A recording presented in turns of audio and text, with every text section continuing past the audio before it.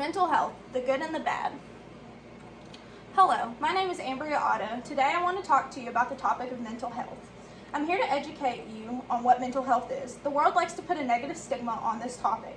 We do this because we do not want people to think this topic is normal or should be accepted. This is far from true. I want to inform you on how many people deal with their mental health daily. This subject is one that should not have a negative stigma.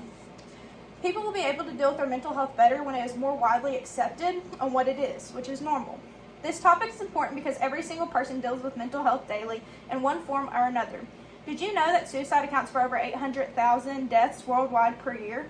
41,000 of those deaths are just in the United States alone. Did you also know that suicide is the second leading cause of death for 15 to 29-year-olds?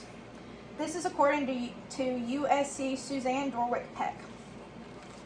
With hearing this, I want to educate you today on the importance of knowing what mental health is, ways to handle it, and the resources around you. I have brought research and my own experience to you today so that you will be able to leave here educated enough to help yourself or someone you may know. Mental health is important to every single one of us because it is a battle we all face, whether it be once in a while or every single day.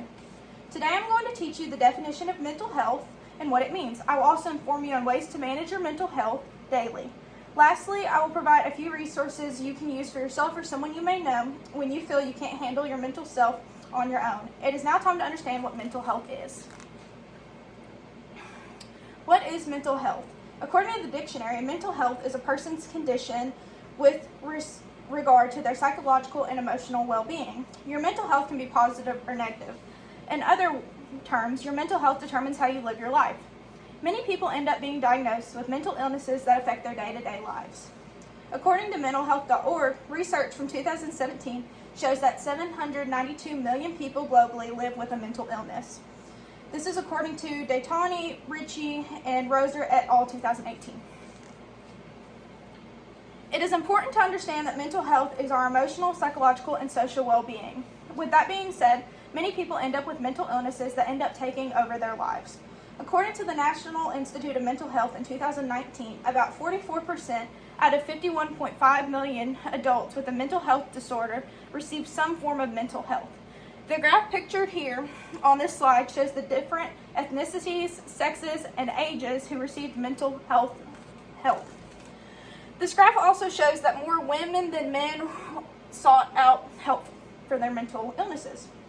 Now that you understand what mental health is, it is also important to know how to cope with your mental health. Coping with your mental health basically means trying to deal with the normal stresses of life, such as work, school, and children. The CDC mental health website says that some ways of coping with stress include taking care of your body, making time to unwind, and communicating with others. The following graph shows the positives and negatives to other coping mechanisms. It is important to take care of yourself by eating healthily, exercising regularly, and getting the proper amount of sleep. Giving yourself your own time throughout the day and making time for friendships will also help improve your mental health. It is also important to take a mental health day. This basically means taking a day off to have time just for yourself. This simply gives your body a break to recharge and be more proactive the next day. By coping with your mental health, you help manage your stress, increase your energy, and lower your chances of developing a mental illness. Although many mental illnesses are chemical imbalances in the brain, some can be prevented by using appropriate coping mechanisms. It is important to make sure you always take the time to take care of yourself and your mental and physical needs. Lastly, I want to educate you on the resources available when things like life, eating healthy, getting the right amount of sleep, and exercising regularly just don't work. Sometimes going to a therapist or getting on medications is necessary to help with your mental health or mental illness. The American Psychological Association states that 80% of the suicide hotline callers they connected with a few weeks later said the follow-up calls helped prevent them from suicide and gave them hope, according to DeAngelis 2020. Sometimes our mental illness can take over us before we realize we let this happen.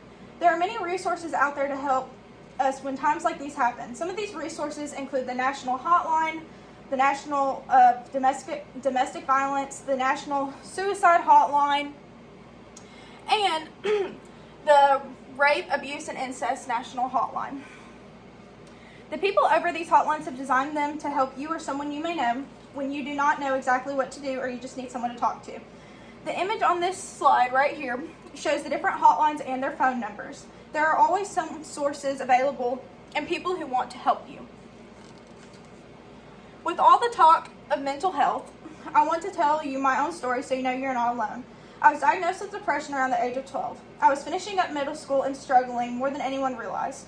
I was sad. It was just this feeling of emptiness I felt every single day. My dad had left a while before I was diagnosed, so this just added on to my feelings.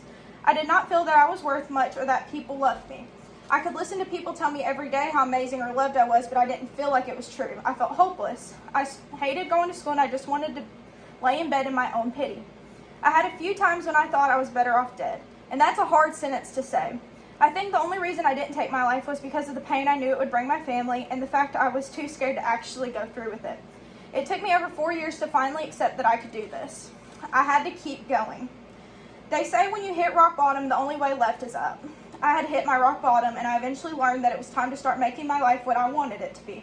Life is so hard, but you are not your mistakes or your family's mistakes. You are not what people say or think about you. You have to find forgiveness to give to yourself and others. You then have to put out all the negative relationships that are unmendable. If all of your trying does not work, you have to reach out for help. I promise someone always wants to help. It took me years to figure out what made me so sad. I'm so glad I did because I realized this life is worth living for and you are more loved and cared for than you can ever imagine. There's always a reason to wake up the next day. In conclusion, mental health is very important because we all suffer from it in many ways. Some of us may just have an occasional bad day, whereas others live with mental illnesses every single day. It is of great value to understand what mental health is and how to properly cope with it. By knowing how to cope with mental health and your mental health and the reasons around you, then you understand what mental health is. I hope you have learned what mental health is and all the coping mechanisms and resources around you. Many things in life are replaceable, but you never will be. It is important to live every day as your last and to make the most out of this unpredictable life. Thank you. That's my one.